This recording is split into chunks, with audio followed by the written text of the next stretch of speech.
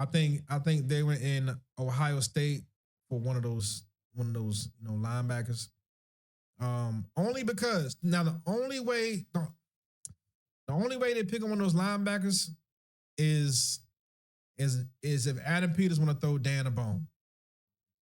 Does Adam Peters want to throw Dan Quinn a bone and say, "Hey, here's your second coming of Micah Parsons. I'm giving this to you, Dan Quinn. I'm giving this to you." In my opinion, and I'm just trying to jump into the psyche of Adam Peters. I believe Adam Peters is like, bro, I've done enough for you, man. Like the first 2 years, I brought in guys that you wanted, Dan Quinn. For the first 2 years, I brought in guys that you're familiar with, that you're comfortable with, guys that are comfortable with you. And that produced us a great ending in the first year, and in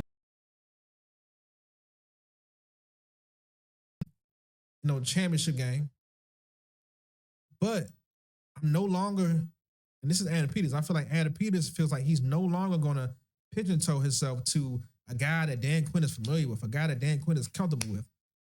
I'm going to go out here and get some athletes, get some real guys to create some real competition on this football team and to create and build that culture that we talked about from the beginning.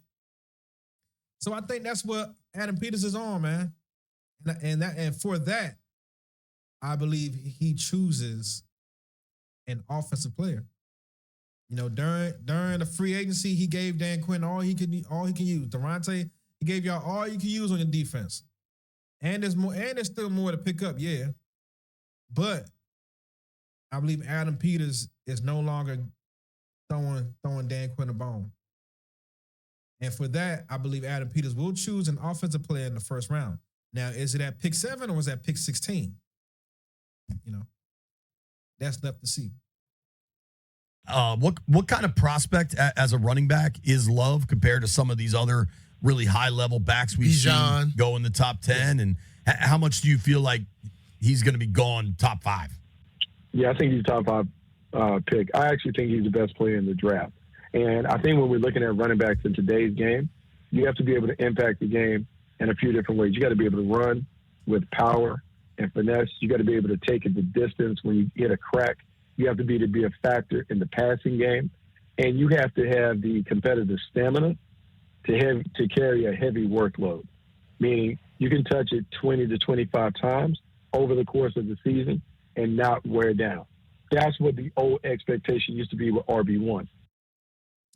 So 20 to 25 times, of those 25 times, he needs to catch the ball like a good 5 to 6 of them. You have maybe about 17 to 19 carries, between 15 and 19 carries a game, and between 6 to 8 receptions a game. Like it's 5, let's say 4 to 8 receptions a game. But the floor has to be 4.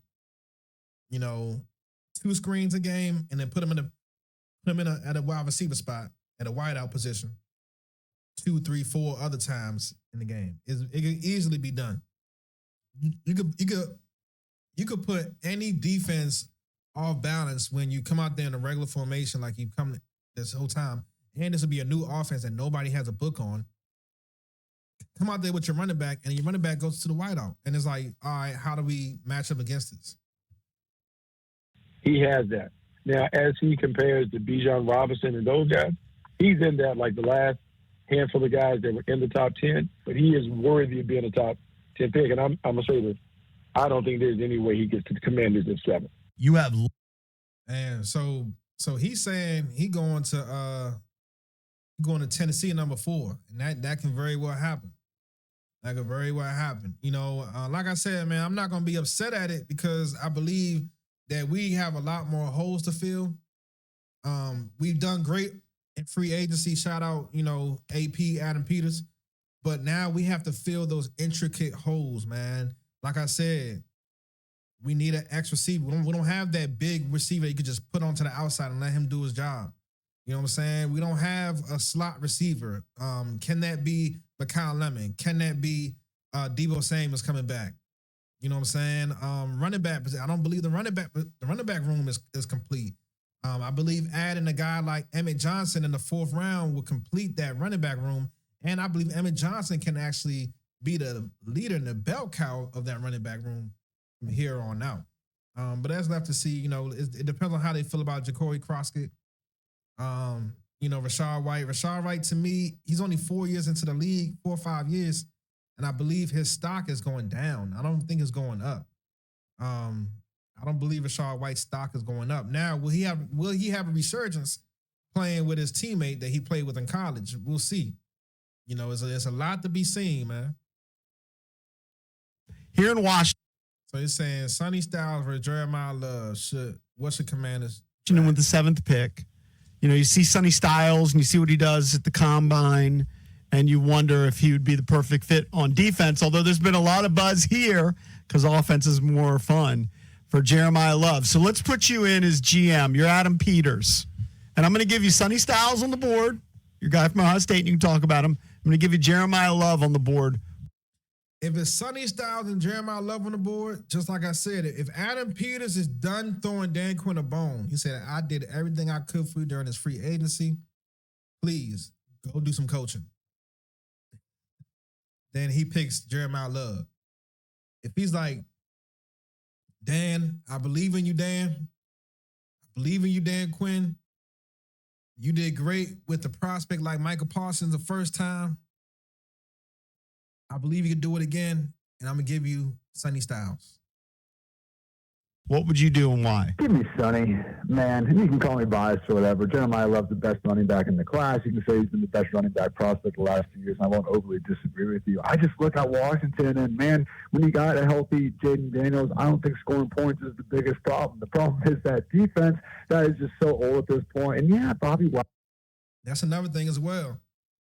It don't matter if Jerimiah Love on the team. We're still going to rely on Jaden Daniels at a high clip. It doesn't matter. We're going to rely on Jaden Daniels at a very high clip.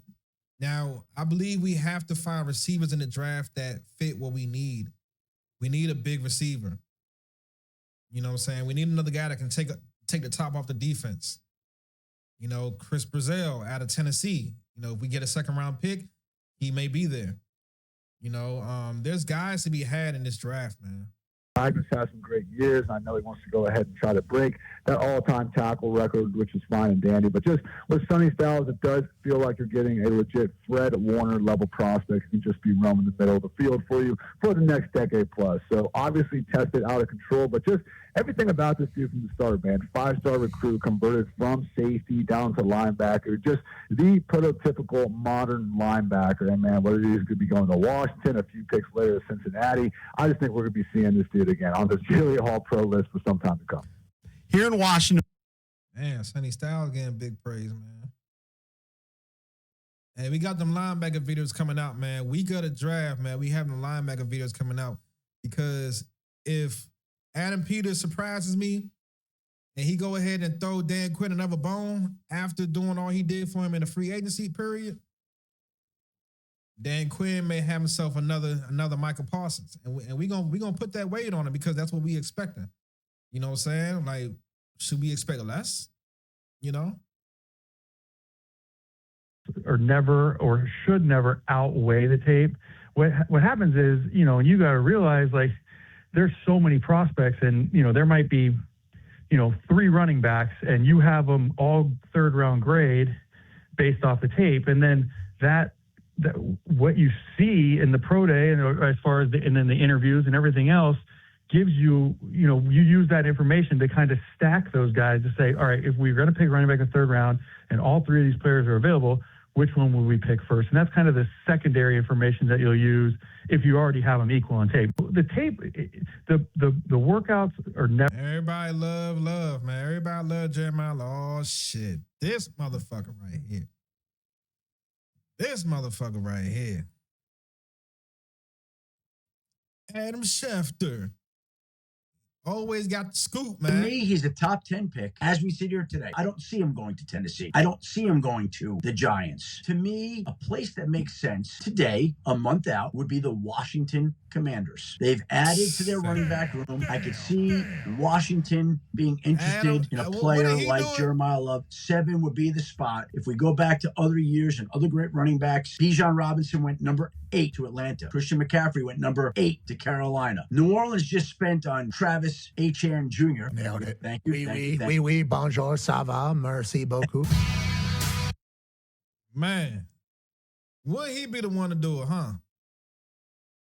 All right, man. So we done covered a lot of what, a bunch of people got to say about Jeremiah.